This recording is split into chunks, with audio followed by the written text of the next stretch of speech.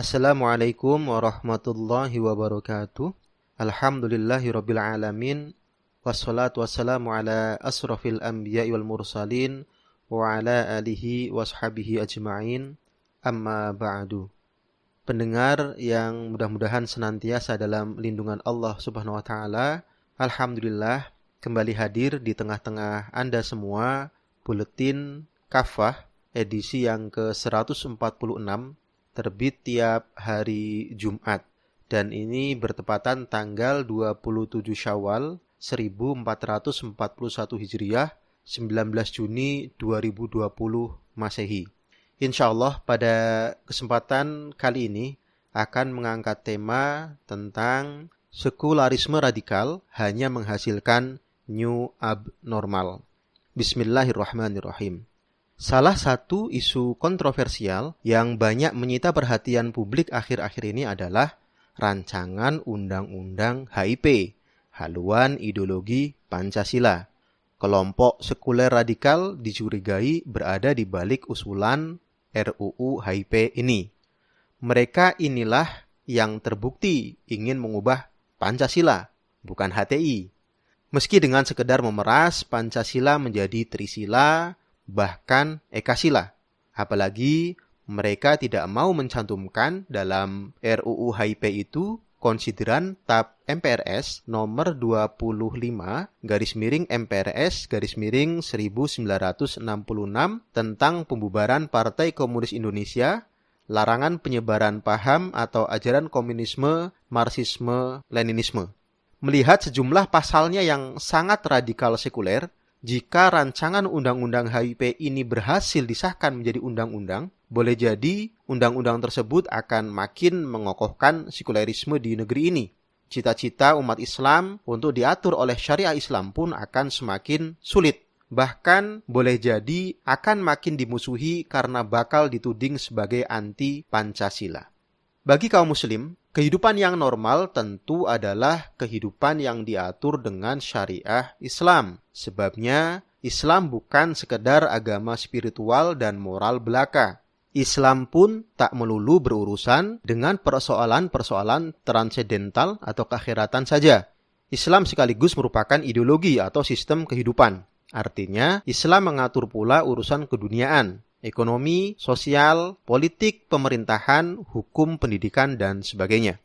Karena itulah Allah Subhanahu wa taala memerintahkan kepada kita agar berislam secara kafah, secara total. Sebagaimana dalam Quran surat Al-Baqarah ayat 208, Allah berfirman, A'udzubillahi minasyaitonirrajim.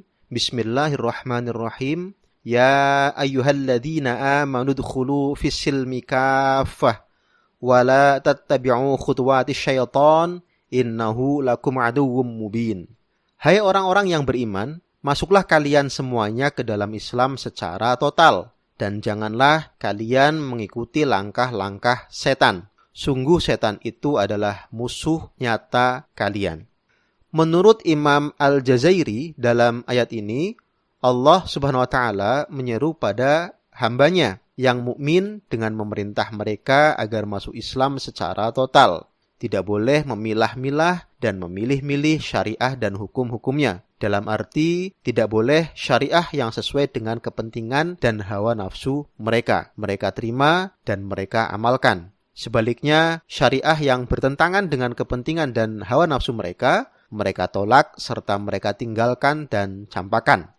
Al-Jazairi dalam kitab Asyar At-Tafasir, jilid 1 halaman 97.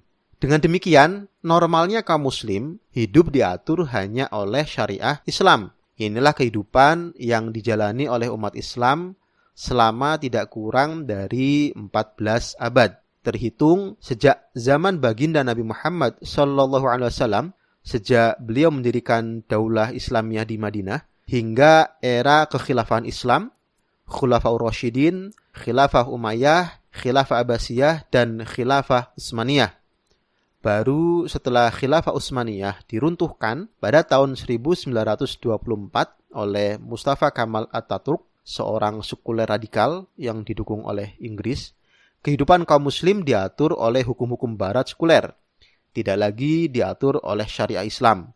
kecuali dalam urusan privat seperti ibadah ritual, pernikahan, dan waris. Kondisi abnormal bagi kaum muslim ini terus berlangsung hingga hari ini.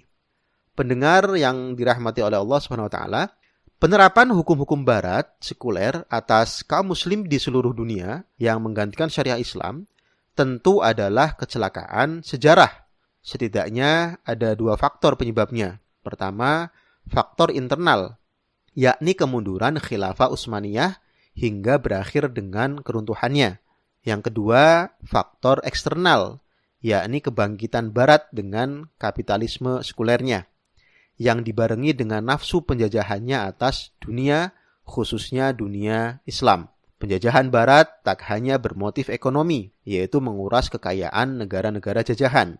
Penjajahan Barat juga bertujuan politik, yakni penyebaran dan penerapan akidah sekulerisme dengan kapitalisme dan demokrasinya atas dunia, khususnya dunia Islam. Selebihnya, penjajahan Barat juga dimanfaatkan untuk memuluskan misi kristenisasi di negara-negara terjajah, khususnya di dunia Islam. Karena itulah, penjajahan Barat identik dengan gold, glory, dan gospel. Sayang ketidaknormalan atau abnormalitas kehidupan kaum muslim yang telah berlangsung nyaris 1 abad ini tak banyak disadari oleh umat Islam sendiri. Seolah-olah hidup di bawah naungan kapitalisme global saat ini adalah normal. Seolah-olah kehidupan sekuler yang menihilkan peran agama atau peran Islam dalam mengatur kehidupan bagi kaum muslim saat ini adalah wajar. Seolah-olah kehidupan yang tidak diatur oleh syariah Islam saat ini bukan sesuatu yang abnormal. Padahal jelas, bagi kaum muslim, kehidupan sekuler saat ini yang tidak diatur oleh syariah Islam secara kafah adalah kehidupan yang tidak normal. Karena itu, jika pasca karantina bahkan pasca corona, kaum muslim tetap berkutat dengan sekulerisme, yakni tetap menerapkan sistem kapitalisme demokrasi, maka mereka sesungguhnya sedang menuju new abnormal, ketidaknormalan baru. Pasalnya, kehidupan sekuler pasca corona akan jauh lebih buruk. Sebabnya, kapitalisme global telah gagal. Amerika Serikat sebagai kampiun negara kapitalis adalah contoh terbaik dalam hal ini. Pandemi corona atau COVID-19 benar-benar menyingkap kebobrokan Amerika dengan kapitalisme globalnya. Di bidang kesehatan misalnya, hampir 1/4 orang dewasa Amerika tidak memiliki akses tunjangan medis. Amerika pun tidak punya rencana komprehensif untuk menanggulangi corona. Karena itu dikhawatirkan penyebaran virus COVID-19 pada musim gugur 2020 mendatang akan berakhir menjadi musim dingin tergelap sepanjang sejarah modern. Di bidang ekonomi, Gubernur Bank Sentral Federal Reserve Jerome Powell dan Menteri Keuangan Steven Mnuchin memberikan gambaran suram kehancuran ekonomi akibat pandemi. Di bidang sosial, pandemi ini juga kian menyingkap rasisme sistemik yang mendera Amerika. Untuk memenuhi kebutuhan hidup, 40% rumah tangga kulit hitam dan hampir 50% rumah tangga Hispanik bermasalah dalam membayar tagihan dibandingkan dengan 21% rumah tangga kulit putih. Dikutip dari rand.org tanggal 3 bulan Juni 2020. Ironisnya, saat mayoritas penduduk Amerika menghadapi masalah ekonomi, kelompok terkaya justru diuntungkan. Laporan dari American for Tax Fairness menyebutkan, kekayaan bersih miliuner Amerika tumbuh 15% dalam 2 bulan lockdown hingga bertambah 434 miliar dolar Amerika atau setara 6.500 triliun rupiah. Inilah kondisi abnormal yang dialami Amerika, juga umumnya negara-negara barat, dengan kapitalisme globalnya. Boleh jadi, pasca corona, Amerika dan Eropa sesungguhnya sedang menuju new abnormal, bukan new normal. New abnormal ini sangat mungkin dialami oleh banyak negara di dunia, termasuk negeri ini. Apalagi pasca corona, banyak pengamat memprediksi bakal terjadi resesi global yang jauh lebih dahsyat dibandingkan dengan berbagai krisis yang pernah dialami dunia sebelumnya. Tentu selama dunia tetap ada di bawah ideologi sekuler, yakni kapitalisme global sebagaimana saat ini. Pendengar Buletin Kafah yang mudah-mudahan senantiasa dirahmati oleh Allah Subhanahu wa taala, ideologi atau dalam bahasa Arab mabda dapat didefinisikan sebagai keyakinan rasional yang bersifat mendasar yang melahirkan sistem atau seperangkat peraturan tentang kehidupan. Menurut Syekh Taqiyuddin An-Nabhani, hanya ada 3 di dunia ini yang layak disebut sebagai ideologi, yaitu Islam, kapitalisme, dan sosialisme komunisme. Sosialisme komunisme adalah ideologi yang didasarkan pada akidah materialisme.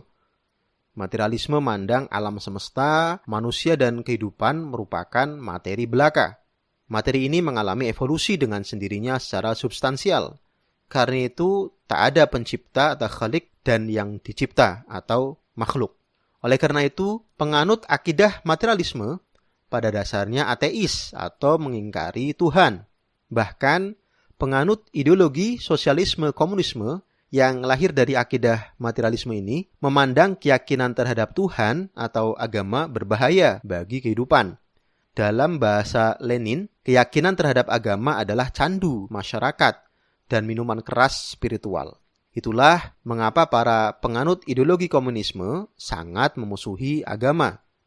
Karena itu, jika hari ini ada sekelompok orang yang selalu memusuhi agama atau memusuhi Islam, boleh jadi mereka sudah terasuki oleh paham komunis.